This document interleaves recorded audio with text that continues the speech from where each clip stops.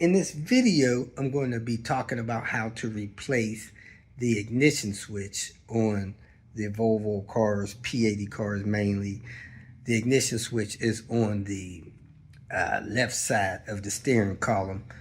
And the main concern people need to have is when unplugging the harness from the ignition switch, not to pull that cover off of the harness connection. For some reason, Volvo connected the wire harness to the plastic, I guess, kind of connector hub. They put the wires on there and they snapped a plastic cover on them. And then they plugged that into the ignition switch. Now, if you unplug the ignition switch harness, that's not a problem. But if for some reason you grab the plastic cover that's on it and you pop that off, those wires pop out of that connection like prison escapees. They go everywhere and people don't expect it. They don't know where those wires were and they're stuck not knowing how to put that stuff back together. So I mentioned that in here. That's the thing that will make and break your day on this job. Other than that, it could be a 30-minute job. So I remixed this. If you got any questions, post them. Hopefully this will help you guys. Thanks for watching. Have a great day. In this little video, I'm going to show you how to replace the ignition switch, the tumbler electrical part of a Volvo 850. Since you got to mess with electrical parts, I disconnected the battery. Anytime you want to work on anything that you got to unplug electrical stuff, it's a good idea to disconnect the battery. Normally, I just disconnect the battery's negative cable. And when you do that, of course, you'll need the radio code when you hook it back up or you won't be able to use the radio. If you look on the bottom of the steering column here, you got 4 screws, one here, one here. Those are T25s. Then you got 2 way up in this hole.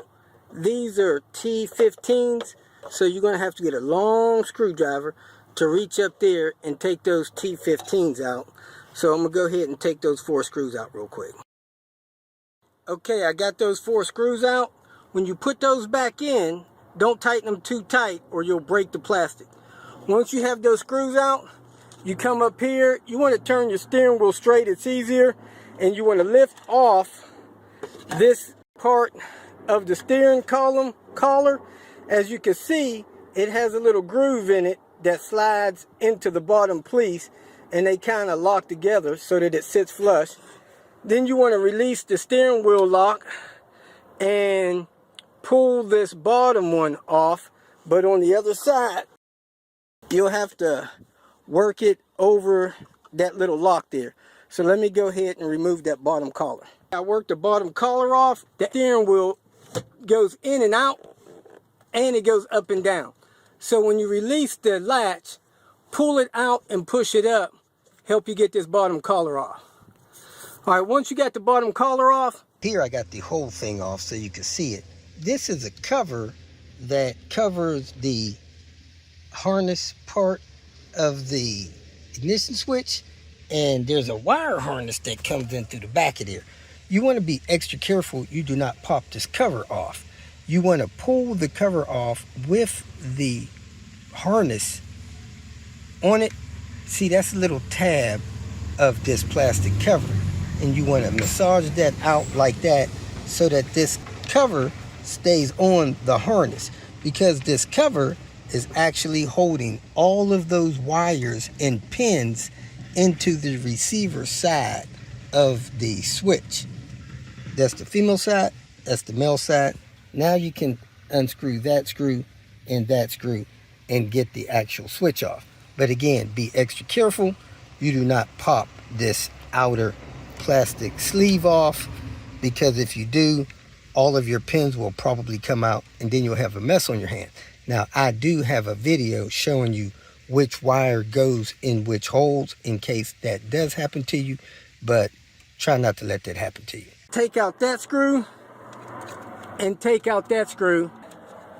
That should be all there is to it. So I'm going to go ahead and take out those 2 screws. Okay, I got the top screw out and the bottom screw out, and there you have it. It just comes off in your hand, and the ignition pin goes in the back of there, and it turns the tumblers inside, and these connect to all the electrical connectors inside the wire harness.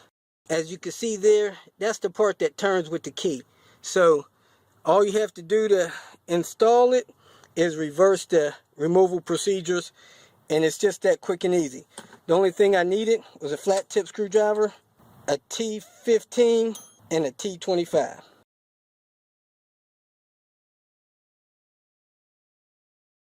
If you made it this far, I trust that you found some information that was either useful or entertaining, so go ahead and hit the like button. And if you would like notification of future videos that I post, please subscribe to the channel.